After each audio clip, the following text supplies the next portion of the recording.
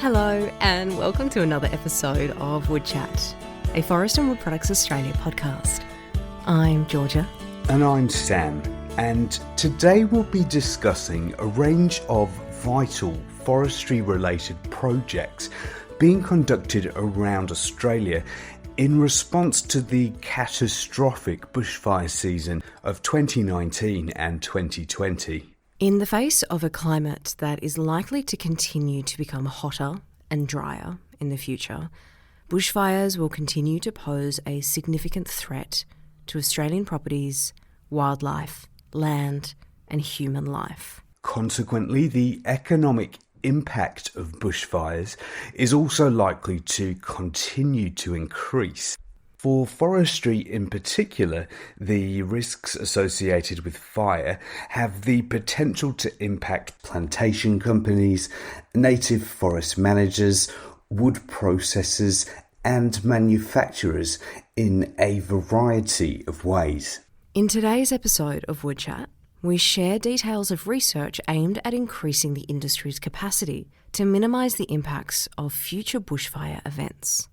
Sam spoke to Dr. Kate Parkins of the University of Melbourne School of Ecosystem and Forest Sciences about some recently conducted FWPA-supported research focused on updating fuel accumulation and fire spread models.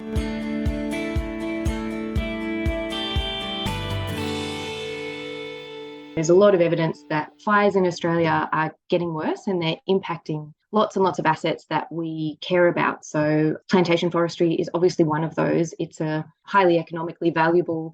A lot of people rely on jobs from this industry, and they're very susceptible to fire. They're very flammable parts of the landscape, and they're also grown in parts of the landscape that are very fire prone.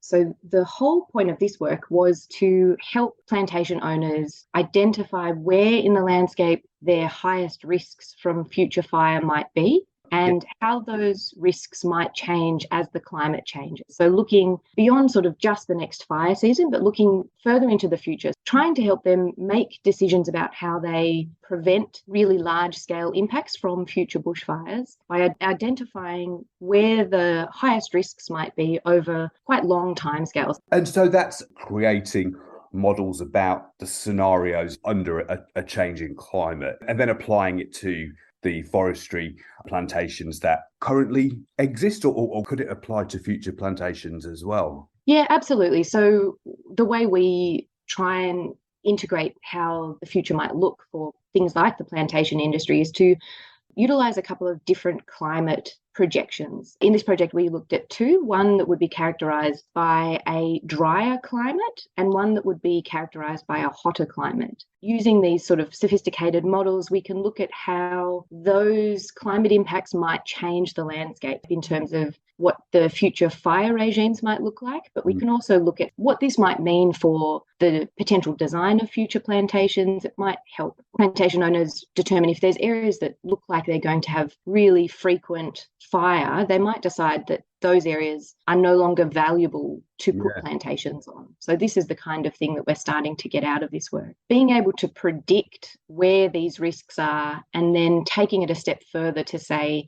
if we know these are the risks in the future, what can plantation owners and land managers do from a management perspective to try and combat some of these impacts? And that kind of information can be really useful for long-term investments, whether you're investing in fuel management or whether your plantations should be moving toward improving their own early detection of fires or suppression resources. Forestry's it's got quite a unique story when it comes to looking to the future, because it's always had to some degree look a couple of decades in advance, just based purely on the growing cycle. So I guess the more that we can have insight into what the future looks like, the better. So it seems like this sort of research would be particularly pertinent in an industry like forestry. Yeah, absolutely. And I think, fire risk, it is a really dynamic thing. It's going to change over time. It's going to go up and down. And that sort of alignment with the forestry industry that does also work on these sort of dynamic rotations and cycles, that sort of blend of being able to prepare for changes in the future and looking beyond just the next fire season and what we might be able to do to protect assets as they currently are. It's important to think about that whole life cycle of each plantation rotation and rotation. Kate went on to tell me about how this research has actually looked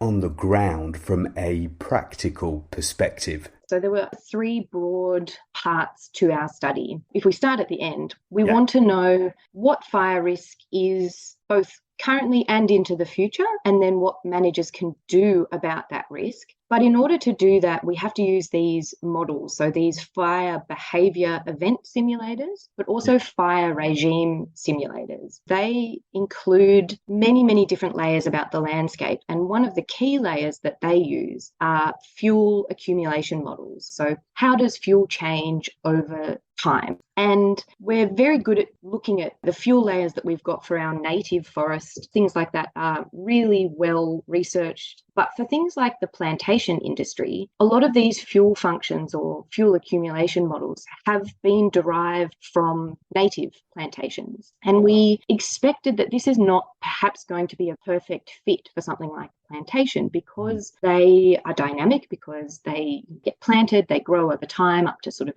between 20 and maybe 30 years. So we expected to see a bit more variability in how fuel changes over time. And so that was, I guess, the very first part of our project. We needed to get out into the field and do a whole lot of vegetation surveys to collect real empirical data to feed into these models. That involved going all around Australia. We had 6 study regions. So these were from southwest Western Australia. We covered the Green Triangle across South Australia and Victoria. We had some sampling from southeast Queensland, some areas around Tumut in New South Wales, and then also the top end of Tasmania. What sorts of things are you looking at then when you're actually on the ground and in the field? The data that we need for these models that go into our simulators tend to get broken down into different fuel strata. So things that are near the ground, we call our near surface fuels. Then you might have bark fuels, so all the bark on the trees. If there's hardwoods, you have lots of ribbon bark. That's another fuel strata that we characterize. And then there's the elevated strata. So that's everything from about,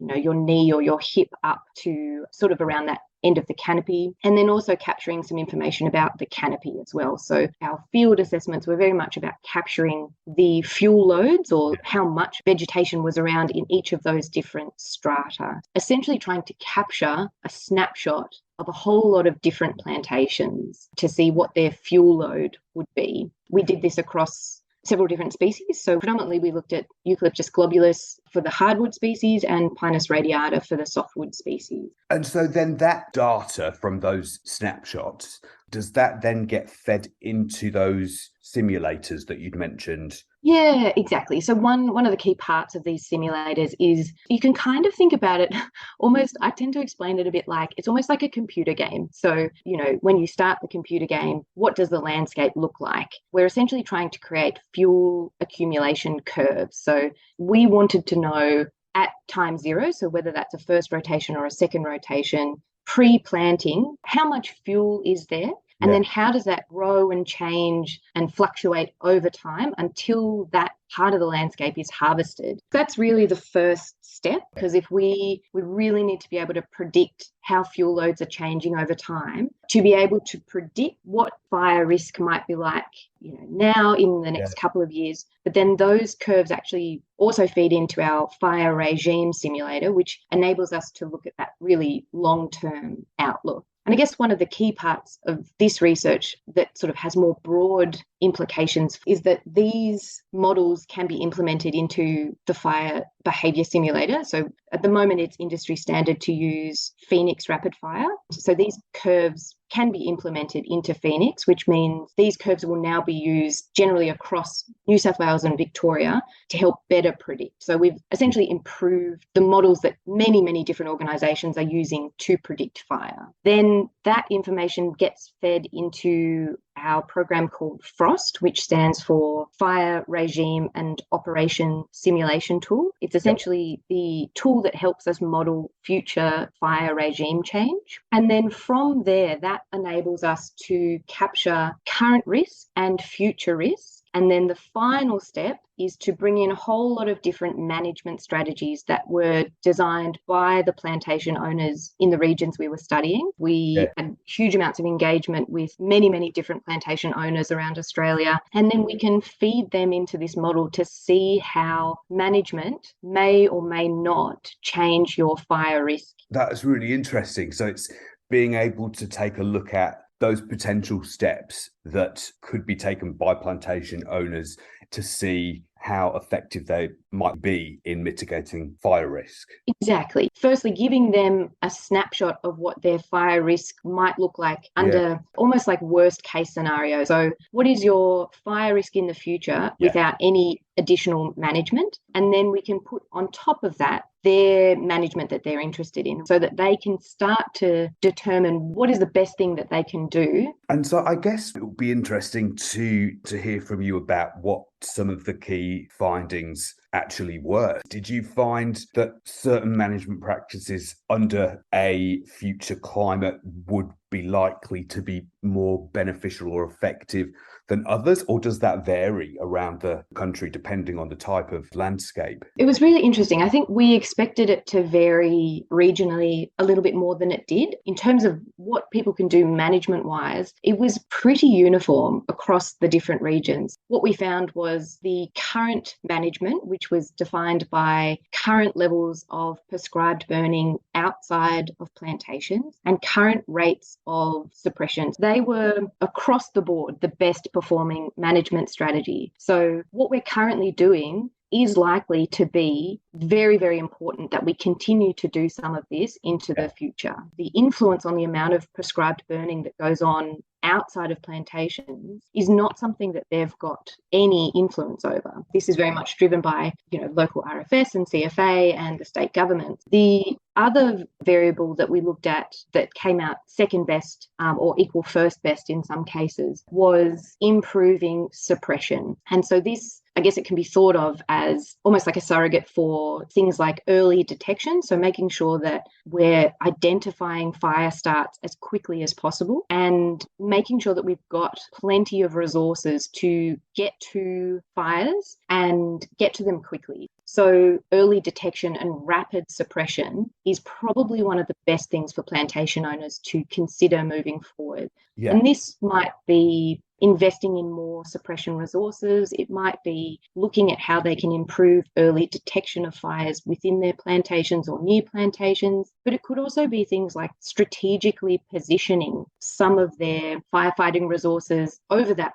fire season. Potentially they can locate these in areas closer to the plantations that are likely to be of higher risk. There were aspects of undertaking different fuel management. So we also tested things like reducing fuel loads at key times in plantations' life cycle to try and mitigate some of those high fuel loads. And, if we're thinking on sort of shorter timescales, that information is really, really useful. So we found, talking about these traditional curves that were sort of starting at zero, essentially, starting very, very low fuel loads and accumulating very rapidly and then stabilizing. One of the things that we found was that that's actually not really being reflected in reality. What we found was that there were really high fuel loads at that sort of immediately post-harvesting, pre-planting. Then we see a bit of a decline over that sort of 4 to 5 years, and then a very steep peak in some of the fuel loads around that sort of 10 to 15 years. And these peaks in fuel loads can be really useful for plantation owners to target additional fuel management. So maybe there's things that they can look at in terms of residue recovery at that early part of a rotation, or more high pruning and actually removing that fuel from plantations.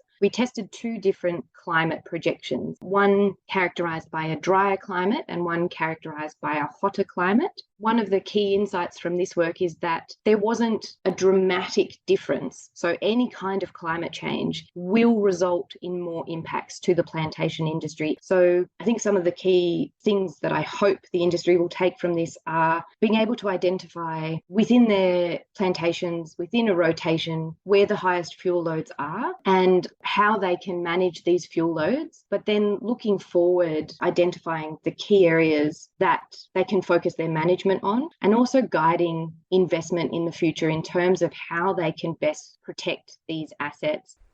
Fascinating insights there from fire risk analyst Dr. Kate Parkins of the Flare Wildlife Research Group based in the School of Ecosystem and Forest Sciences at the University of Melbourne. In addition to Dr. Parkin's work, we thought we'd take this opportunity to provide a roundup of other interesting projects around bushfire mitigation and management happening around Australia. First up, David Bowman, Professor of Pyrogeography and Fire Science at the University of Tasmania. David told us about a sophisticated fire detection camera known as Firehawk.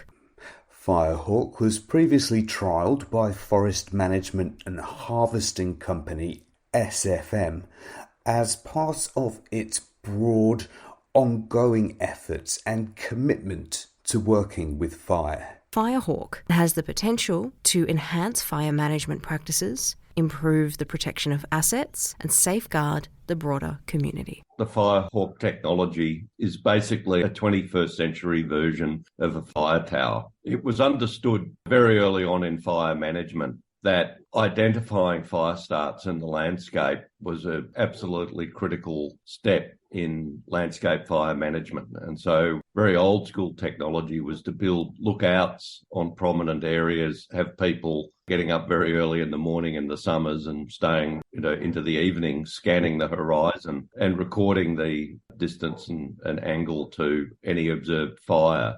And so if you could do that technologically using sensors, then obviously you're cutting out labour costs and you've just got a much more automated system. A forest company in southern Tasmania has established this technology, and then they have integrated that with a helicopter rapid response system. It's one thing to identify the fire, it's an entirely another thing to have the way of communicating that detection to an aircraft with fire suppression equipment like a water bucket and trying to get the fire out. My involvement has been somebody as an interested observer. The proponents of the response have contacted me and sought my endorsement, I suppose. So I'm just interested to see how it plays out. Really, there's two underlying sort of motivations for why a company would be wanting to make these sorts of investments. One is because fire risk is increasing because of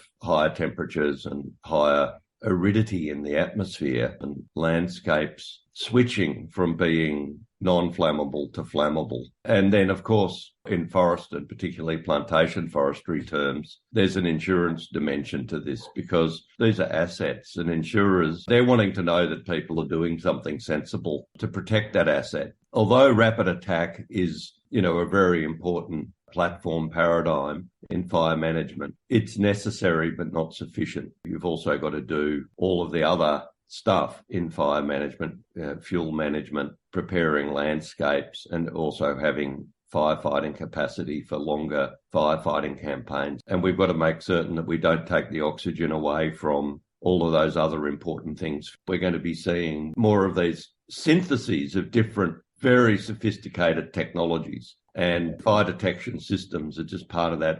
So there will be other sources of, using infrared and using things like LiDAR and drones and very detailed mapping and maybe more intelligent design of fire breaks and maybe more intelligent design of actual plantations and understanding, the likely direction of fires and so on. So there's a whole revolution occurring. And I think fire managers, forest managers really need to be interested in this technological revolution transition, but not necessarily get completely swept up by it. Elsewhere, Rodney Carter, CEO of the Jar Jar Wurrung Group, discussed the organisation's focus on and promotion of traditional, cultural and cool burning practices as a means of mitigating bushfire risk. For us as Jar Jar Wurrung, we describe our fire. It's Jandak we, so it's to put fire back at country and to do that in a useful way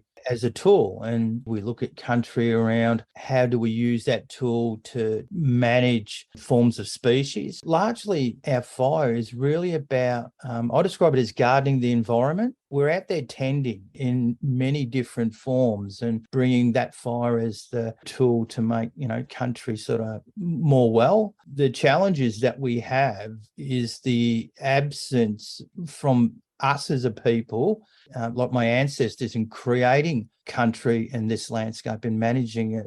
For the last 200 years, we've been displaced from being able to be a practitioner, the giver of fire. And what has inadvertently happened through forest management, country's not in a well enough state that it's easy to give fire. So we've got, sadly, a modified landscape vegetation structures that make it harder for us to not easily give fire. With climate change and what we're seeing with seasonally drier events during peak periods of high temperatures, that when fire is present, it's actually quite harmful to country. So our challenge going forward is, how do we progressively remodify landscape to make it healthy, bring food and fibre, and then I think consistently start bringing cooler fires to country to management. It'll probably take decades, if not centuries, to create some greater effect on country, but it's important that we start doing it now, because we understand that fire is part of Australian landscape. The way I try and simply explain it, there's connectivity of fuels, things that can be flammable, and that's how fire travels or moves through a flame, through ignition. So what we're proposing to do is to break up the fuels in a local sense by burnt patches. People have described that as mosaic burning. So you think of these black patches that are burnt that break up connectivity of fuels. If you do that consistently across country, and then for fire, it can't easily travel. You want to preemptively be giving fire and doing that as a management tool. And then when we're facing these futures that we don't clearly understand, sensibly, we're prepared. Let's actually do some really sensible preparatory work that's founded on, my ancestors' ancient knowledge. We want to remodify landscape so it's healthier and it's more conducive to Jandakwi, to bring fire. It's actually about putting people back into landscape purposefully. And if there's a recipe around this, and for 60,000 years it's worked, it must be good. This is where we're using ancient knowledge, reactivating it, fit for now. And finally, Dr. Kevin Tolhurst, AM, Principal Fellow of the School of Ecosystem and Forest Sciences at the University of Melbourne, told us about research focused on the development of an Australian bushfire management framework. The idea was to basically build on a national policy for bushfire management planning across Australia. So that original policy statement was signed off in 2014, but very little has actually been acted on. And so what we've been trying to do, I guess, is develop a set of criteria and indicators for fire management. We're spending hundreds of millions of dollars in Australia every year on fire management, but there are very poor statistics and information really about how well that expenditure is going in terms of achieving improved fire management. We fall into a trap sometimes of going down the response process. So money is spent on more aircraft, on more firefighters, but we're not really focusing enough, I don't believe, on improving our management. So we need a few pegs in the sand as to what it is that we're trying to achieve in the bigger vision, and basically then set some criteria and indicators to tell us whether or not we're actually moving closer to those pegs or not. Fire is such a fundamental part of our environment. It's much the same as wind or rain. So by just use the suppression approach, the response approach, the only fires that we really can't manage are the really big, most damaging ones. And they're the ones that are becoming more frequent, partly as a result of this strategy of suppression rather than continual use of fire in the landscape. One of the things that we can learn from traditional owners is how we actually relate and read the country that we rely on so much in a better way and work with the land rather than try to control it or to dominate it. We need to be more in tune with what the environment, what the land is capable of producing. So we have to be learning continually as we go, but we've got to make sure that every learning exercise is remembered and involved in your next decision-making process. I guess the framework that we've tried to put together is stitch it all up from what we see as the vision through to what that might look like on the ground. It gives you some objectives that provide key performance indicators. So it's capturing our knowledge from our science, from our cultural connections, from our traditional owners into a consistent framework. And so that becomes your starting point. But then it says, well, what is it that we might need to measure to see whether or not we're actually learning more, whether we're actually moving forward, or whether we're actually standing still or perhaps even going backwards in some respect. There are measures there that give you an indication as to whether or not the situation is improving or not. If it's not improving, when you go through the review process, you have to ask the question, is it because I didn't apply my knowledge properly? Is it because I lack knowledge, so perhaps need to do further research? Is it perhaps that I need new tools and new methods? And some of the things that influence the forest owners and the forest managers is beyond their ability to change, but they may still be able to influence those through a political system or through government management or even a public system. They still may be able to push in a particular direction to say, well, look, this is not something I have influence over, but we need to have a change in the way in which perhaps people have access to the forest, or perhaps about prescribed burning, even though prescribed burning may not necessarily be part of their role. So I think there's a need in Australia for the Commonwealth government to take a leadership role here in coordinating at a national level the gathering of the data, but also then setting priorities for further research or development or action to be taken. What this framework does is say, well, hey, this is a worked up process that could be followed that would then achieve those policy objectives and goals that were stated back in 2014. It's really reassuring to hear about the many and varied ways the industry, researchers and the community are responding to the ongoing bushfire threat to help ensure forestry is best prepared to respond to and make a strong recovery following any future fire events. And with the impacts of climate change no doubt continuing to be felt across Australia and beyond, these sorts of projects are particularly timely and crucial to help ensure the future success and survival of the forestry industry. Thank you for listening to this episode of WoodChat, and we hope you'll join us again next time.